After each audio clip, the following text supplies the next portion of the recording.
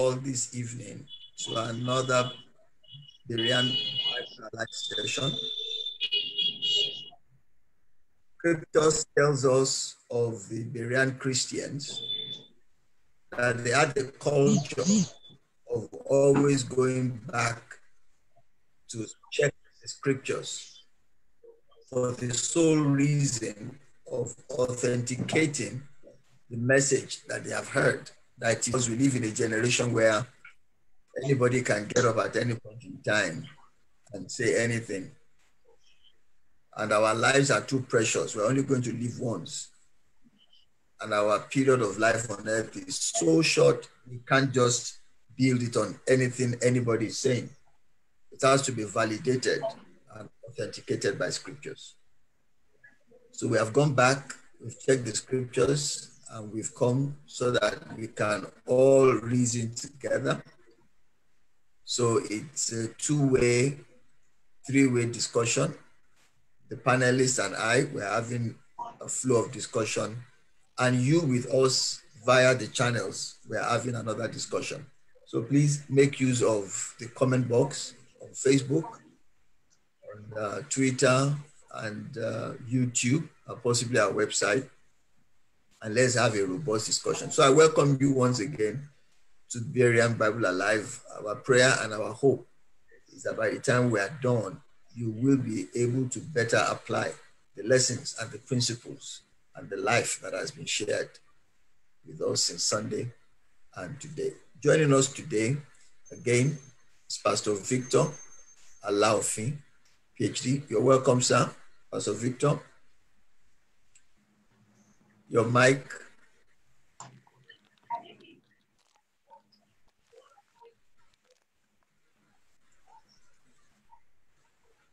Did I hear Pastor Victor? I want to make sure I'm hearing you.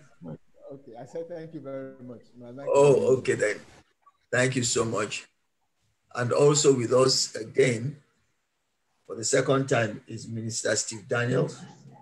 Thank you so much, Minister Steve Daniels, for making time to be on this discussion one more time. Thank you very much, sir, for having me. That's a senatorial way of greeting. And also we have a dearly beloved brother and co-partner in the ministry. Known him for a long, long time. Elder Funsho Shobande, you're welcome, sir. Good evening, sir. Excellent. So, Steve, let me start with you. We ended last week by saying all children are humans. Therefore, train them the same way till the point where they need to, their distinctive needs to be highlighted. Now we have had a follow-up to that about the very distinctive nature of the man. Before you address my own concern, which is, what's your take on that? What was your aha moment? And then my own question is, what's your take home about the distinctive of raising the men? Just in case that's not your aha moment. Funny enough, it's almost it. The question you ask is almost the aha moment. The distinctive, okay, the aha movement was when he said to me, when he said to us, agenda is God's agenda.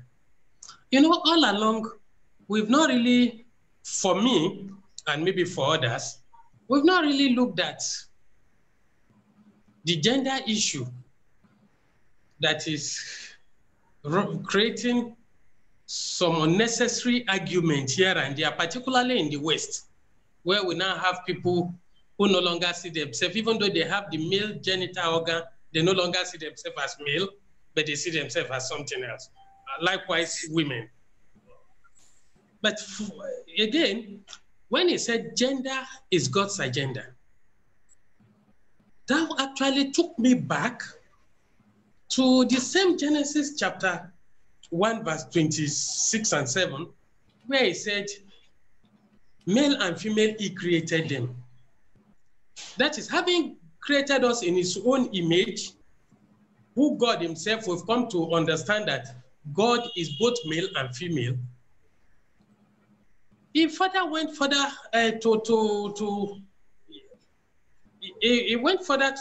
the Bible went further to tell us that male and female, he created them. So for man to now try to, again, when you look at how these men, what was missing in their life, it gives a detailed understanding of the fact that during their being brought up, something was missing. Somebody somewhere that was supposed to institute something into them, that was missing. And the devil lashes on that, and men begin to say, oh, I am this, I am that.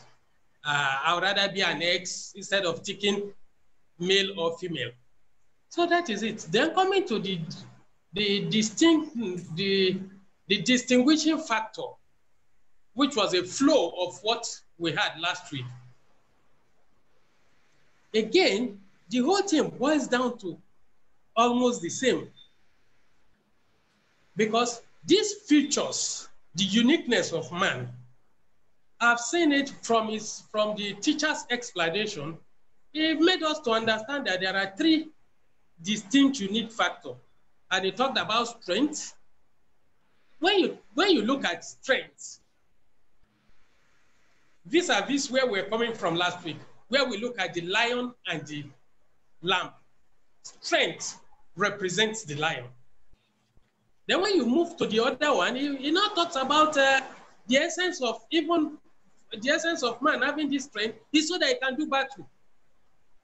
If you back up to the book of Exodus chapter 15, I think, he talked about God being, the Lord being,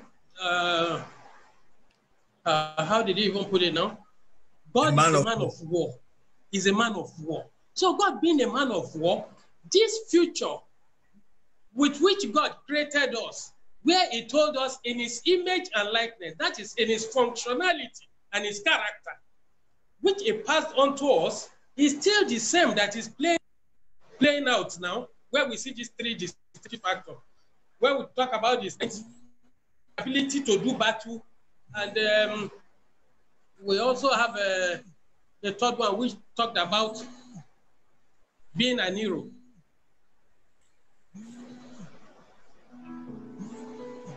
Hello?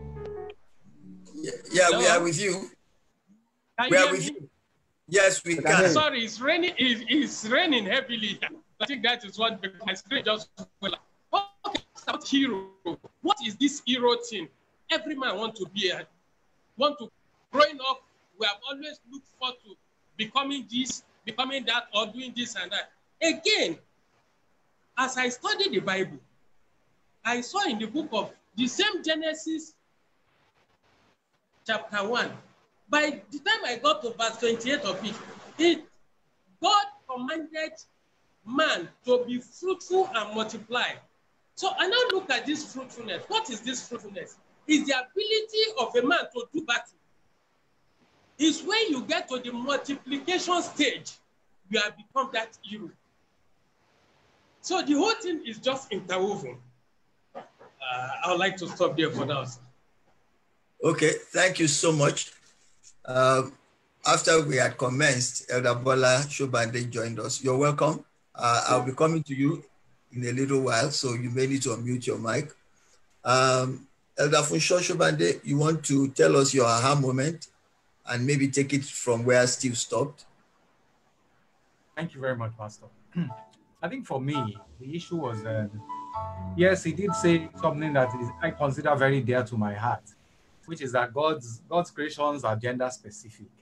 I mean, God specifically created man and woman.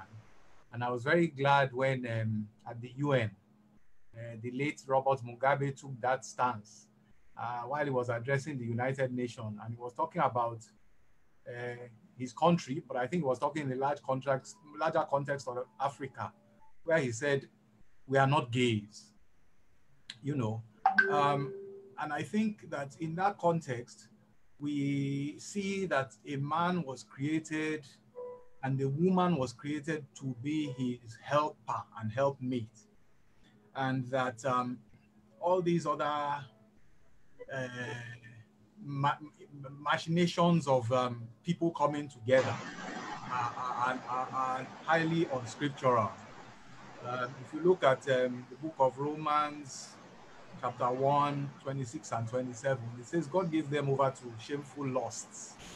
And even the women exchanged unnatural relations with other people, and so on and so forth. We're aware of the story in Sodom and Gomorrah and that kind of thing.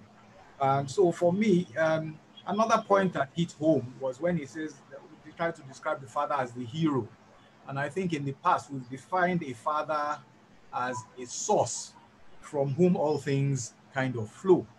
So if you're looking at the family, the fatherly figure, you know, it's a relationship first between a man and his God, a man and his family, and then a man and others. And I think the last point for me is really when you look at what is the measure of a man. You know, if you ask yourself that question, what is a measure of a man? He made reference to the fact that a man knows he's a man or can prove that he's a man. But when you sit down, you ask yourself the real question, what really is the measure of a man? I think for me, the measure of a man is really where that person stands, right?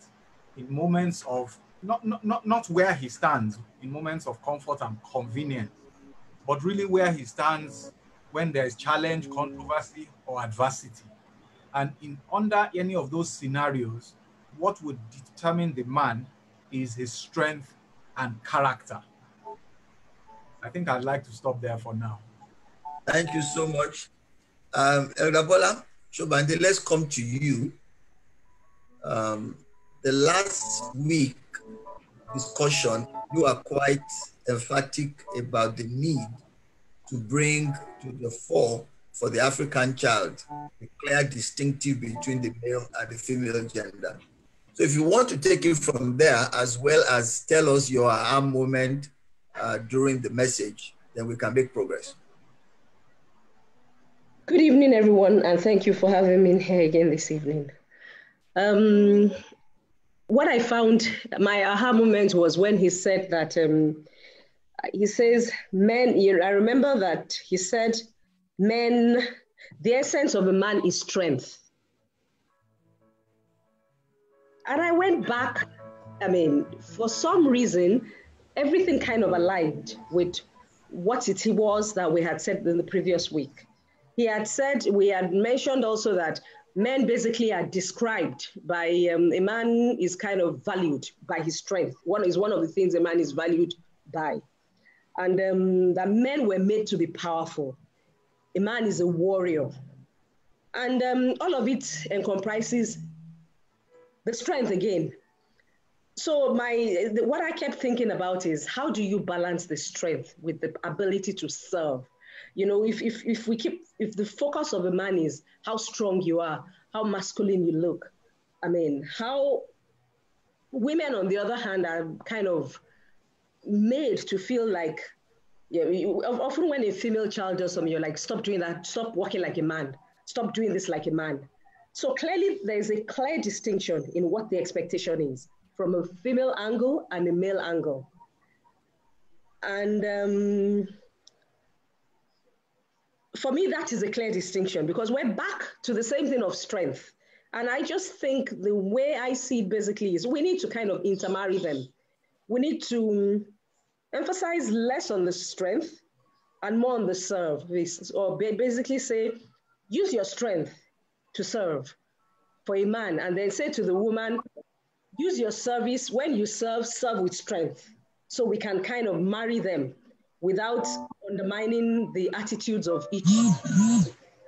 That for me was the aha moment for me. It was more like, we need to balance it because everybody needs to know where they stand and how to best achieve what the Lord has said they will achieve, using the qualities that God has put in them. Thank you, Pastor Victor. Let's hear from you, the aha moment, and then any other thing you want to share at this time. Something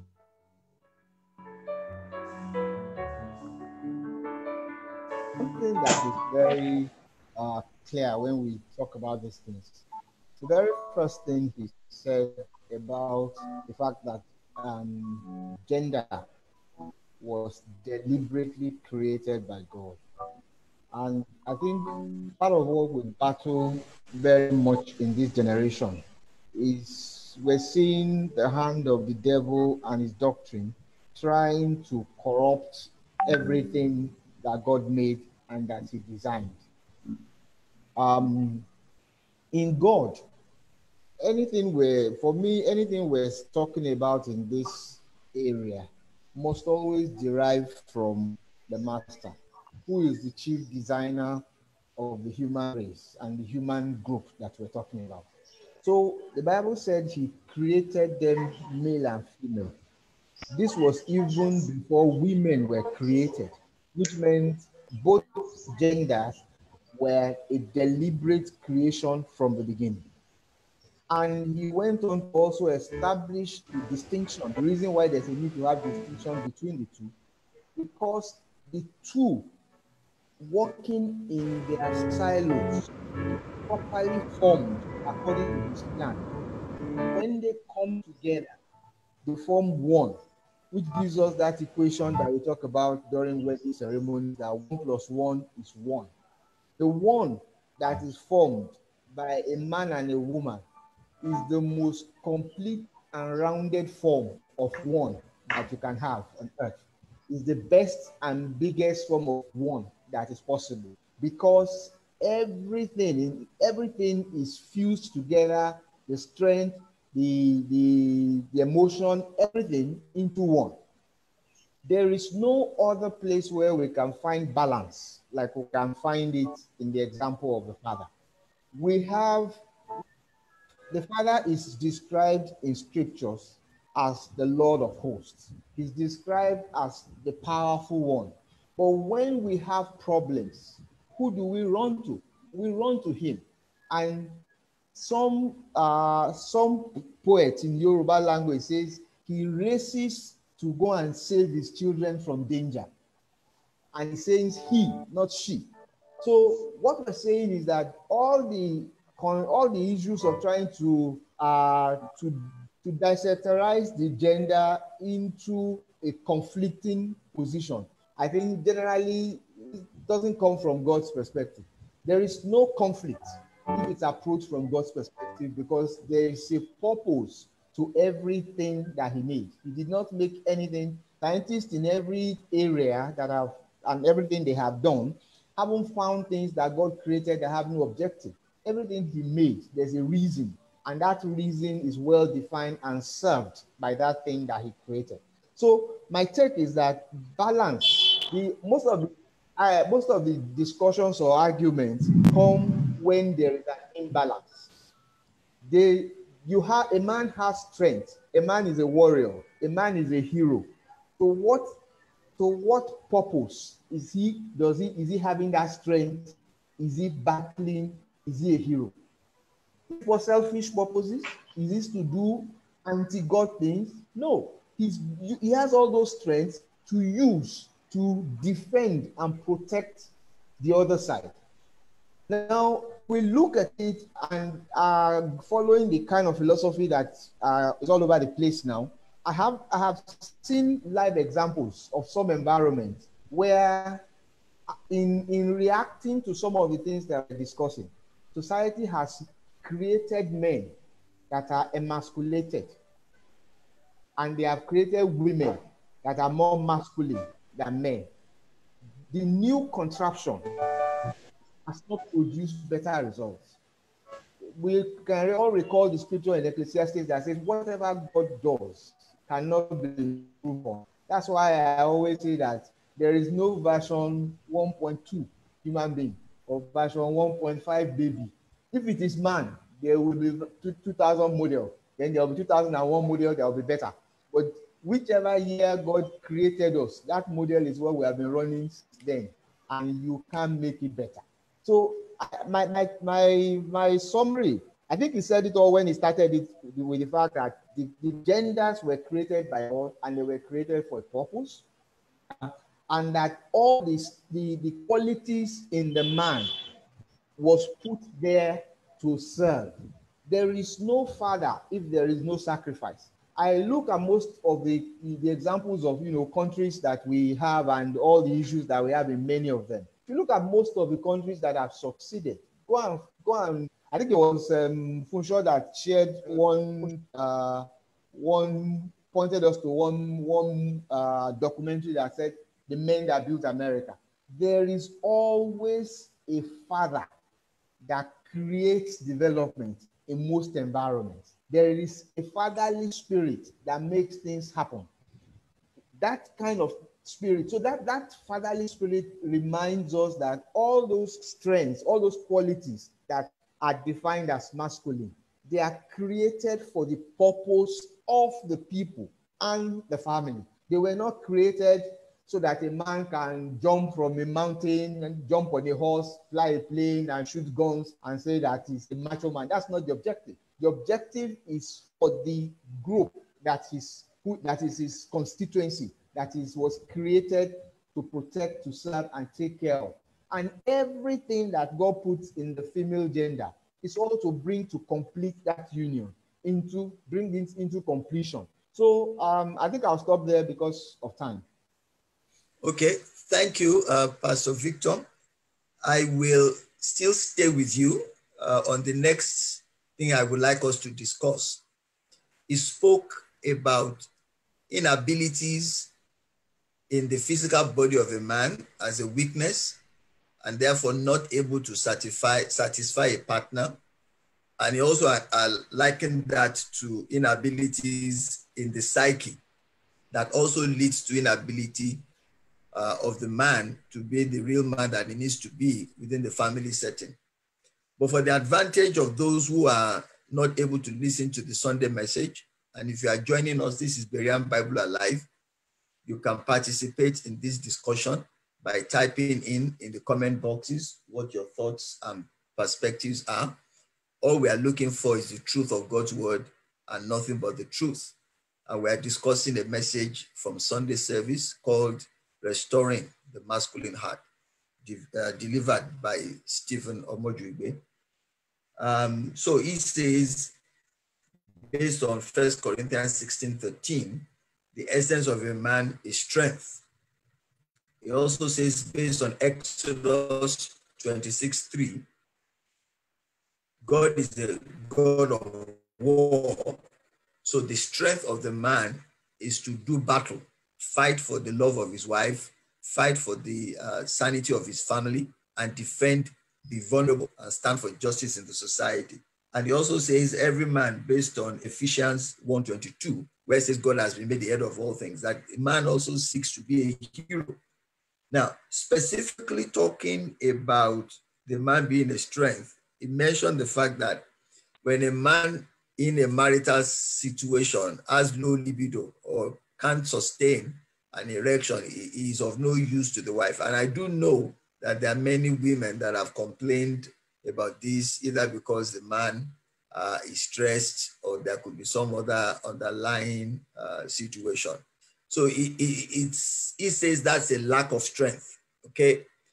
So my question is, as a Christian, in his language, physically in his body, what should he do? What should the wife do? The second leg would be, if he's having this psychologically, what should he do? What should the wife do? We will take the second leg later on, but let's quickly address it because he raised it. In a marital situation, the man is not able to intimately satisfy the wife. What should he do? What should the wife do? Pastor Victor, your mic is muted, sir. From a couple of perspectives. I think the first thing is that in a marital relationship, the Bible says that the man's body does not belong to him, neither does the wife's body belong to the wife. So there is a responsibility in that aspect that is placed on the man. The initial way I like to approach it is that a man that is conscious of that responsibility will definitely have an inclination to ensure that he fulfills the responsibility. Now, what I see that the man can do is, when you talk about a low libido situation possibly arising, for instance, from stress, I think somebody who knows that I have a responsibility to do XYZ or to deliver in this area, that responsibility will make the man to try everything in his power to avoid getting into that situation where it is physical. So what I'm saying is, a man works whatever kind of work, wears himself out at work, and comes home and is not able to deliver at home. There is some element of irresponsibility there. There's a bit of it that the man can control. That's where I'm going. Now we have the second aspect, where maybe as a result of some physical dysfunction, some illness or something, the man is not able to do anything at that point. Now, the one that is outside of the man's control, that's basically where I'm going. If it is within the man's control, the responsibility should make the man to be conscious of that and do what is necessary to ensure that he does not get out of shape. But where you have a situation where it's totally out of his control because of illness, because of some physical situation that he cannot manage, I think that is where I think very particularly understanding on the part of the couple now coming. Because you have, for instance, a man that is, let's take for example, a man is suffering excruciating back pain, which has nothing to do with the marital life, but that situation is known at home that this man has this problem. I think it should also, in my view, where you have the two working together, it should also there's a responsibility on the woman's side as well to understand the man's position, and vice versa. Also, you have a woman that has some whatever condition that also makes it difficult for the woman to perform or to be available in that sense. So basically, what I'm trying to say is that where it is within control, I expect that responsibility should demand that the man know that he has these responsibilities to discharge and act in that consciousness. Where it is totally out of the man's control and there's nothing he can do about it, and I think that at that point, understanding is expected on behalf of the woman. And if there's any form of help that is available that he can get, medical, spiritual, counseling, whatever, I think it is very, very responsible of the man to look for such help and get it. I'll stop here. Okay, Minister Steve Daniel, the man should look for help and get it, but most men don't talk about it, can't talk about it because it has destroyed the very basis or foundation of what they consider masculinity. So adding to that, you need to unmute your mic. What should the man do? What should the woman do? Taking it from where Dr. Latin stopped, he said, since the woman and the man are one, the woman knows the challenge the man has, and vice versa. I think if both of them are sincere enough, you see, oftentimes we look at these things like we will not exploit all available avenue before we often jump to conclusion. I remember my own personal experience now. In 2007, I went to Port Harcourt. I stayed in my friend's house because they have a very big house, like this, you know, the way Indians' house are. They'll have all the family stay in their house. So I saw his dad and we were talking. And I said, oh, I need to go and get one of my blood pressure control drugs. My friend's dad is a medical doctor. He said, which one do you take? I told him. He now said, how long have you been taking it? After the man finished interrogating me, he now said, look, I will strongly advise that when you go back to Lagos, go back to your doctor. You've been on this drug for a while, you should change it. In fact, that was the time he made me to understand that that particular brand of high blood pressure control drug weakens a man's libido, his ability to perform. So I strongly advised against it that you are so young, you can't be pumping this into your system.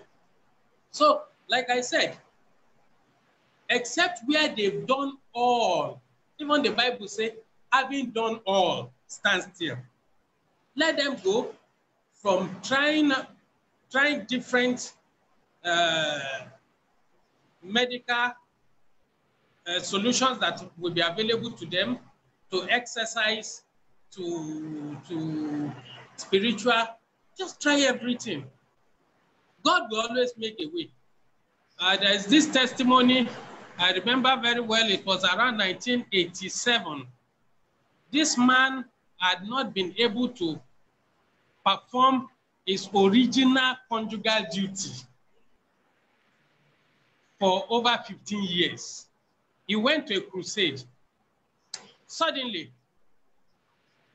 he observed that something is rising in between his legs.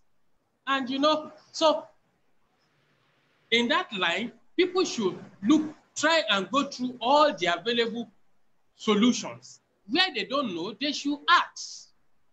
Because this thing actually do bring problems in homes. But people should find solution. Thank you, sir. Thank you. Elder Funsho, let's hear from you on this same subject matter. Your mic is muted. Okay, thank you very much, sir. So let me just take it from where the other speakers have stopped. The cause of this problem could either be medical or physiological or psychological, And I think where it is medical, I think the important and most important factor is to seek help. But again, all these erectile dysfunction and all those kind of things can be caused by stress or medical conditions, sometimes even by, performance anxiety, And I think where a man and a woman are both aware, then there are a few other therapeutic things they could explore. For example, how to manage the expectation and take the pressure of performance. Not every copulation experience has to be at 100%. And if that expectation is managed between the man and his wife, then it could start to be a point of recovery. Again, as a couple, they shouldn't be ashamed to visit maybe a sex therapist to see what can be done about building up of a libido. Also, I think the whole idea about the copulation, they may need to explore new ideas. I mean, they could focus on the stimulation of other erogenous zones. Some people will get turned on when you stimulate maybe their ears or something. They need to discover one another and see how to build that libido. And then also to build some kind of anticipation to combat, loss of libido. For example, many times we've heard that whereas it takes a man a very short time to be prepared for lovemaking, for a woman, you might have to start laying up that agenda from the beginning of the day. So people should really, if you get bogged down with all the stress of work and this and that, there is very little time for all that. And this whole situation comes gradually over time. So the man comes home, is knackered, there is a need and he just does what the minimum he's able to do, and then he crashes off to sleep. Over time, that relationship is bound to degenerate. So these are just a few ideas that I think people can explore when they start to confront this problem. I'd like to stop there for now. Okay, I would have asked Bola Shobande, but she had to quickly go take an emergency call. I'm sure when she joins us, if we can still take our point of view, we will. But this is where we are. So the man his masculinity is derived from his strength, or his masculinity gives him strength, from what we have been told, gives him courage as a man of war, and also makes him necessarily a man of sacrifice. God has strength, God has courage as a man of war, and is also highly sacrificial. He gave his only begotten son to redeem. So the man, the real man, is strong, is courageous, and is able to sacrifice. Where he fails in the area of his conjugal responsibilities, it could be a very big challenge for him. But he should understand that that is not the totality of his masculinity.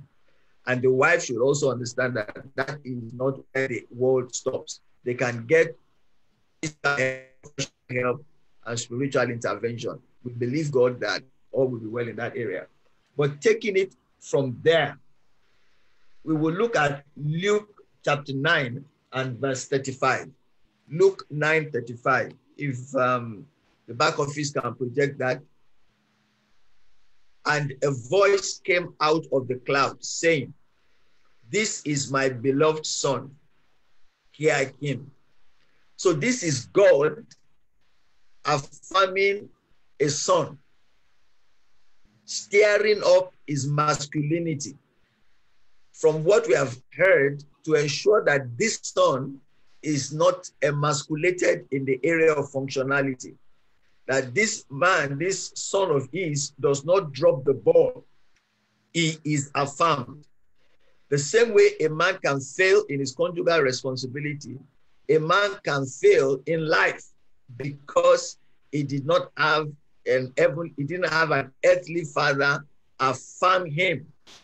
And he went ahead and told us that it would take a father constantly looking for scenarios to bring the child to a point where he can say, "You have done well, you are my son, I affirm you." That is what he said will bring the man out of the boy and make him functional. It happened for Jesus, it has to happen for your son. I want to quickly ask from personal experience, Pastor Victor, then Funshaw, and then Steve Daniel. Did your father affirm you? Can you recall the impact of him doing or not doing on you? How did you recover? How are you recovering? Are you doing your son? What advice would you have? As many of those questions as you can answer. Let's take it from a practical point of view, from your own personal experience, starting with Pastor Victor. Your mic, sir.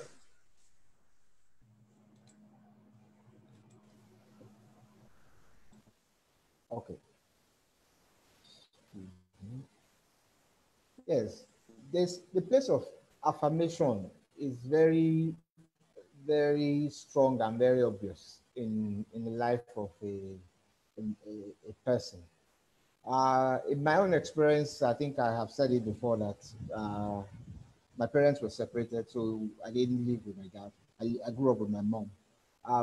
But there is no, in the kind of communities that we grew up with, that we grew up in Africa, there is no void of male figures. It's not, I don't think, especially in our days when we were growing up, there were always people around who played that role, so to say, who will talk to you when you get to a particular age and begin to play that role. It's very important in the sense that it's more like it gives you that sense that you are on the right track in this in the journey, in the gender journey, whether male or female, but we're speaking specifically to the male issue now. But what I do recall is I've had a lot of experience over the period where either we had an older cousin that was with us, or an uncle or somebody who constantly had that affirmation, that role of affirmation to play. So what I would say is that it gives a lot of strength, and you see it even from when the child is small. The child does something, you encourage the child to go along that path. It gives the child confidence. It helps to build a lot of confidence, for the child to do more in that direction. So I think it's clearly the affirmation works, in my opinion, in two ways. It works on the individual, and it also works on the society or the environment that the individual is. So you have a child that is publicly affirmed for being on the right track. It encourages the child and also positions the child within the community for strength and for and gives the child some push to go forward in that direction. I'd just like to quickly say something from the last point.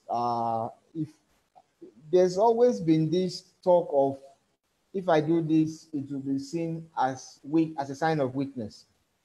I tend to see that very differently. My understanding of strength is strength does not exist without weakness. There is nobody who is strong and doesn't have a weakness part of the strength. So what I'm trying to say is admitting a weakness is strength on its own. Inability to admit a weakness is an issue. That's exactly what turns that into a weakness. So if a man has a challenge, I think what is supposed to be weighing at that point is your devotion, love, and duty to your wife versus what people will say if you go to see a doctor, for example. I think that for me is the way I look at it. And I think it's being able to own up to, it's pretty much the same thing as being able to own up to a fault. It's the same type of strength of character that you require when you know that it's something that is important. I think I'll stop there. Okay. Elder Funshop, your mic needs to be unmuted.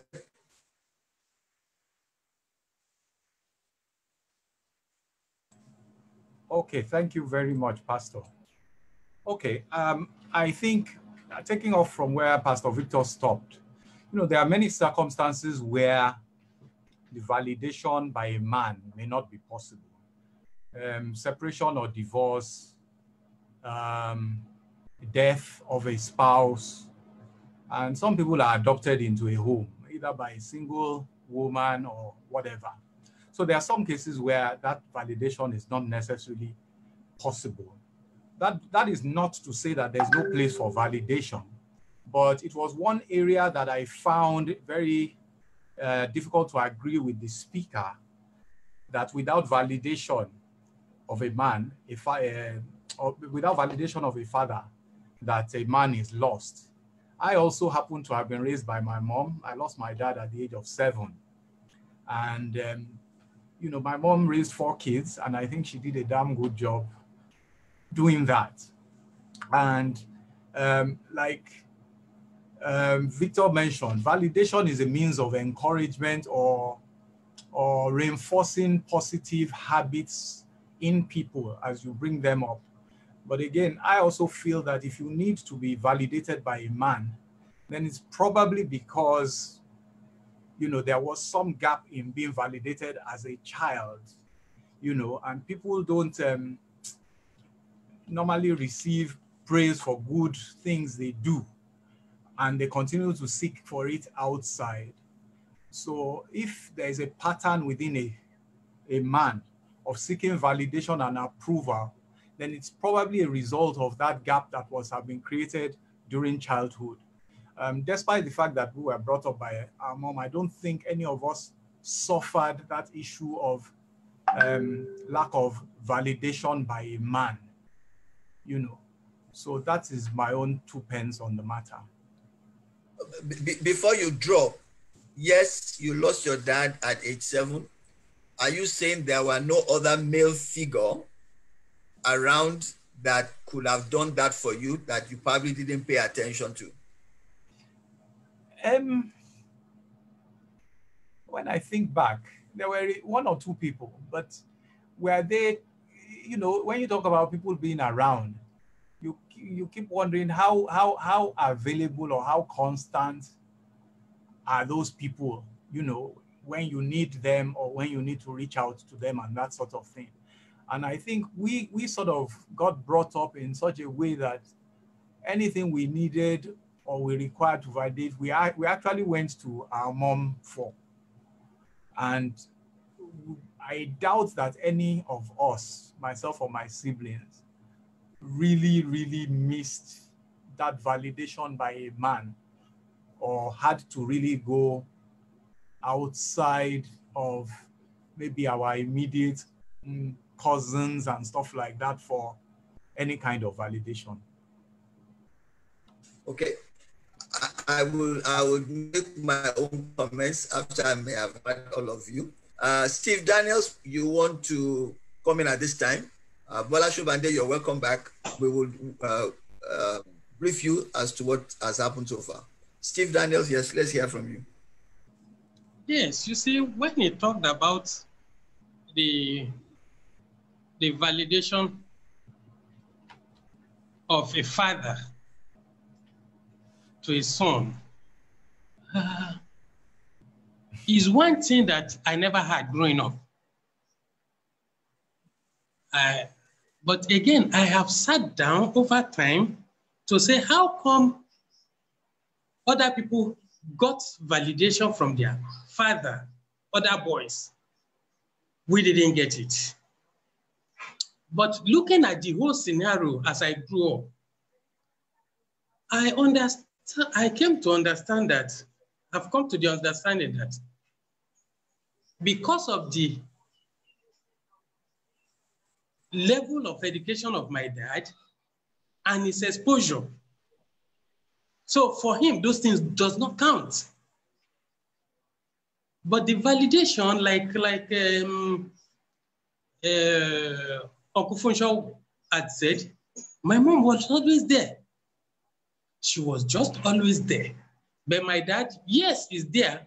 But when it comes to things like that, he provides for the house. Yes, our food, our clothing, but you see this father-son relationship, we never had it. In fact, you don't try the man. If you try him, you regret. But again, I've come to understand that the environment in which he grew up, his level of education and exposure, the dominant religious practices, all these are what has culminated into forming him the way he was. I do joke with my siblings, particularly the guys, that if old man has not died, we will have sat him down one day and he will answer all our questions. But by and large, I got it from my mom. And another thing was that I also got it from the church. The church. I've always been a church boy. So no matter what, I always find somebody in church that will always tap my shoulder. You know, while Steve was teaching on Sunday, he said something. He said, when he was talking about the healing process, he said, God will take you to some situation where you'll find that there is a void in you. When I came to Lagos in 1999, I was having a discussion with my boss one day. My boss is presently 72 years old, so he's old enough to be my father. You know, the man had his arm wrapped around my shoulder.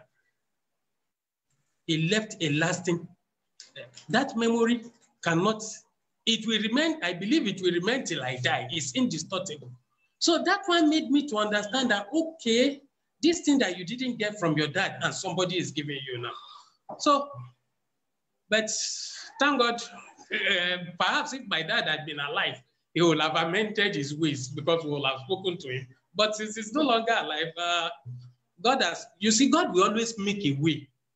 Whatever you lack, whatever does not play out for you the way it ought to, God will always put somebody somewhere that will always give you the necessary help at all the time. For me, I think my mom and the church did it. Thank you, sir. Okay. Excellent. I will defer my closing comments. Let me hear from Bola Sobande. Bola Sobande, this is what we discussed in your absence. Number one, the male that is unable to perform his conjugal responsibility may feel a sense of failure. The wife also feels a sense of abandonment. That's physically speaking. Now, if you look at that now, psychologically, where a child is also not affirmed, validated by his father, the way Jesus was done for by his own father, as recorded in Luke chapter 9, I believe, verse 35, there may also be a sense of failure on the part of the man and a sense of abandonment on the side of the wife. Question, is it real as a woman? And if it is real, what counsel do you have for men? I think it's very real as a woman. And my counsel for men is be honest. Often when things like that happen, rather than a man accepting that there's a problem, we either need help, let's talk about it, they will, on the other side, will push it and say, oh, it's because you did this or this didn't happen. Admit, let's talk about, bring it out in the open, let it be discussed, there's a problem. And I guess once a woman knows that there's a real problem, which it could be a health problem, it could be a psychological problem, it could be an emotional problem, she will be ready to go the whole haul with you. But keeping it and pushing the blame, I think that is often the source of crisis, because then you're shifting the blame to somebody else. And I think couples should be willing to discuss honestly. There should be no threat of, that's really not what's happening. Because when things like this happen and you do not have the full understanding of what is going on, a woman's mind begins to wander. You begin to think of all manner of things. What is going on? Does it want out of the marriage? Is it going out? But before it even comes up, as soon as it comes up, if you're able to discuss it, it looks like there's a problem and I'm trying to get some help. She might even say to you, let's go together. So it makes it, they say a burden shared is a burden solved. So that's, for me, is my, that's what I think basically on that. Now, regarding validation, I think it is extremely important that children, I don't agree that it's only male children, but more importantly, male children desire to be validated by either their fathers or a male figure. And the validation is not monetary. It is more emotional. It is physical. It could just be a thumbs up, which is why they say, why do we go for Children's Sports Day? Why is it important for children to see their fathers at Sports Day? I will use a very simple example. When my children schooled in Kenya, I didn't miss any visiting there. I went to Kenya every 6 weeks. I went more than my husband for many reasons, more medical reasons. As soon as I walked, it was always a long journey. It was a 5-hour flight and then another 4-hour drive. As soon as I drove into the school, the first thing my daughter would ask is, where's my dad? And her whole face drop. It was more like, and it was so painful for me because I'm thinking, I've made a 9-hour drive. I've given my all. And the first thing you're asking is, where is daddy? Not for boys. Boys just want to hear it. They want you to, I see boys' faces drop when they don't hear what it is they need to hear from their fathers. They want them to say to them, you're doing good. And I think fathers, as a matter of fact, I think they should share experiences, real life experiences with children so they can learn from it. Let them know about Christ. Let them see the Christ in you. Let them understand what it is, what your hope is on. That is validation for a boy. It's not about saying, no, I'm reading my Bible. Let them see you walking the talk. I think for me, that validation is a must for boys. And if they don't find it from you, they will find it from somebody else. God help us if they find it in the wrong place. That's where the problem starts. So that's my point that's my view on both. Thank you so much. I'm coming around now to take a final thought from everybody as we close this Bible Alive session. But these are my own concluding thoughts. God the Father openly validated Jesus Christ. Matthew recorded it. Luke recorded it. Let all men hear it. Let us validate all our children. A good practice will be to do it on the eve of a birthday, so they grow up becoming aware of it. Part of that validation is to talk and share about life.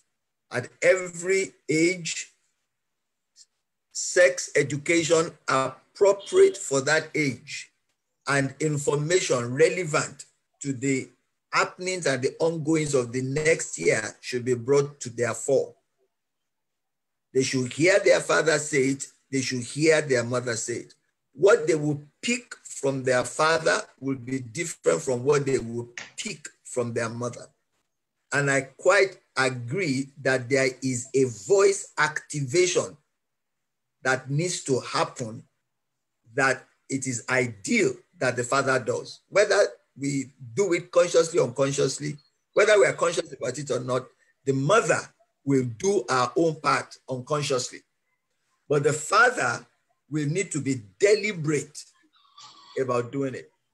According to his own statistics, out of every gathering of 200 to 500 men, he has never found more than 2 that boasts of the fact that my father hugged me. My father sat me down and said, this is how to treat a woman. My father sat me down and taught me this is how to manage money. We never did. If anybody ever mentioned anything to me about sexual intimacy or sexual intercourse, it was my mom. And all she said to me is that you have, at the age where you can impregnate a woman, be careful what you do and don't go there, just read together. That's all I ever had. Every other thing I knew, I learned on my own or I learned from friends. And that is not good enough. As responsible fathers, we need to sit our children down, male and female, and pass it on to them. But because our emphasis this month is on authentic manhood, that's why we are singling out and focusing on the male child. If there's anybody listening to us today and you have a male child, it is not too late to sit them down. Don't be ashamed. The same way men find it difficult to talk to their wives about their sexual inability, and even sex is a challenge in couples, it could also be a challenge in family life to raise certain things. But that's why we are discussing it. It has to be done, let it be done. Jesus was validated openly in public, to the point where at the grave of Lazarus, Jesus was able to tell the Father, I know you hear me always. In other words, I know you have my back. Our sons must be able to say, I know Daddy has my back. We need to be deliberate about it. We need to be intentional about it. Sit them down, how to deal with life, how to deal with the lows of life, how to deal with the highs of life, how to deal with the opposite sex, and how to deal with the one woman that you eventually choose to marry.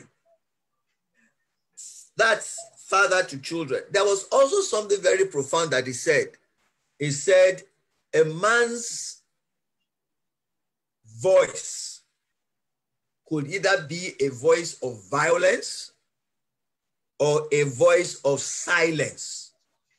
He says both are destructive to the psyche of his wife. The same way a man that is not able to satisfy his wife conjugally, a man that is not able to satisfy his wife conjugally, A man that is also not able to nurture, affirm, give attention, and give affection, and activate her with the words of his mouth is also either physically violating her, abusing her, or doing same with silence. So you say, oh, I'm not talking, I'm just keeping quiet. That's also not good enough. The woman in the house, the wife you have chosen, needs to be voice activated. To be able to do this as a man, you also need to be healed. And what we have learned so far is that there are many processes that can bring us to the point of healing. God reveals to redeem. It might reveal to you in your Bible study. It might reveal to you in a preaching. It might reveal to you through an experience. It might reveal to you through an adventure, or one way or the other in the place of prayers. When God begins to reveal your inadequacies, it's a process. It may take forever for it to happen. That have commenced on that journey, we are able to heal our world with the same healing that we have received. Closing comments, Steve Daniels, you have 30 seconds. The mic. Okay. Okay.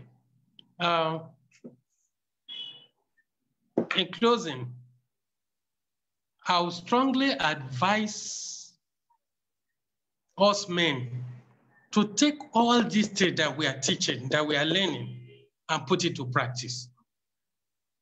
With that, we will turn out to be who God wants us to be. Thank you, sir. Elder Bola Shobande, your mic.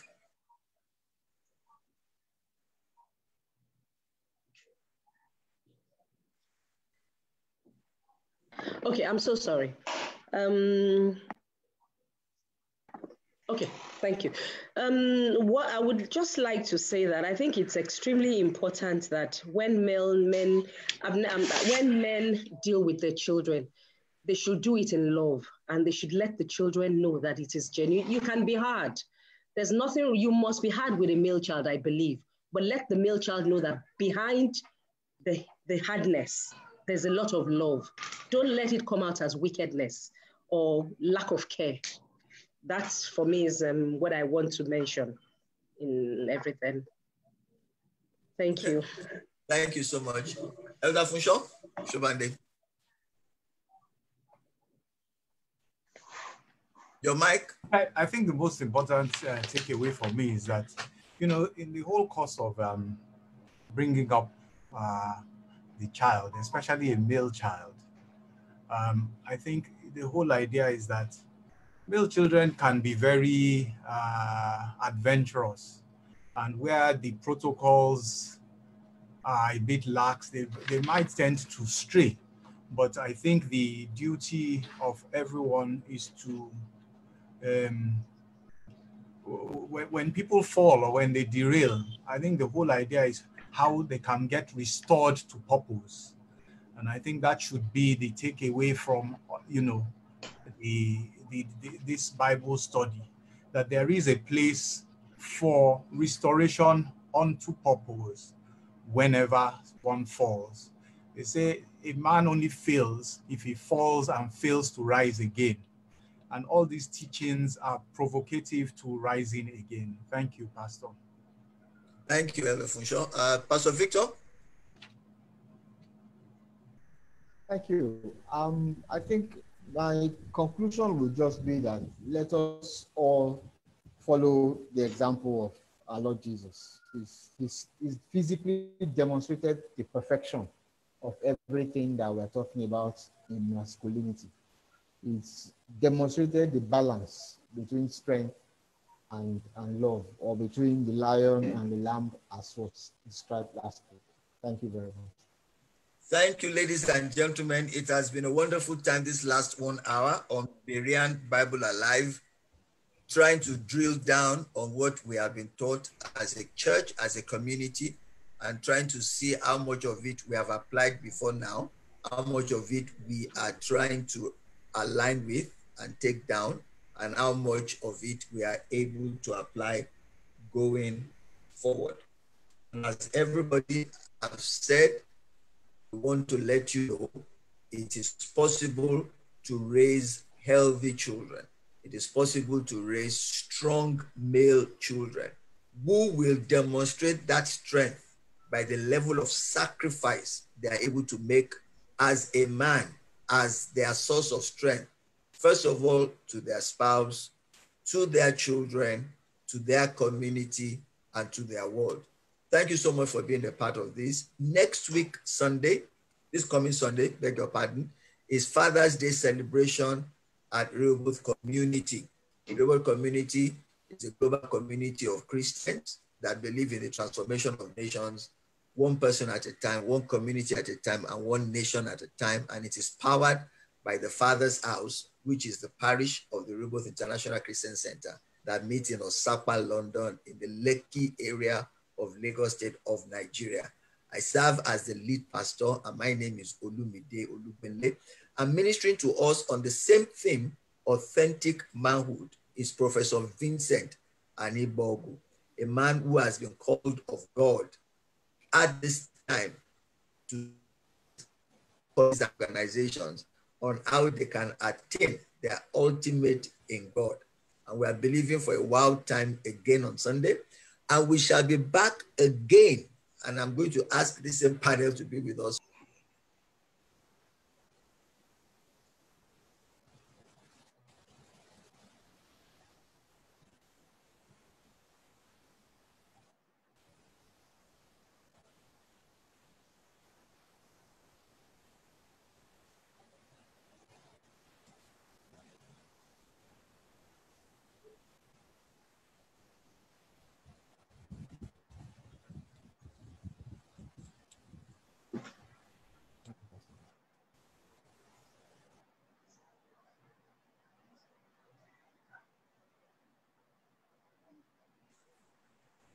Oh, okay. My mic was muted. I didn't know.